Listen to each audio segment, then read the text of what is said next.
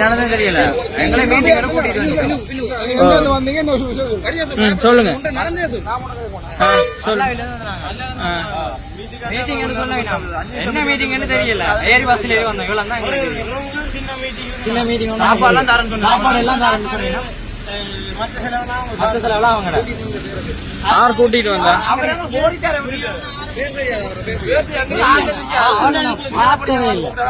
ஓ வாங்க காட்டுறாங்க.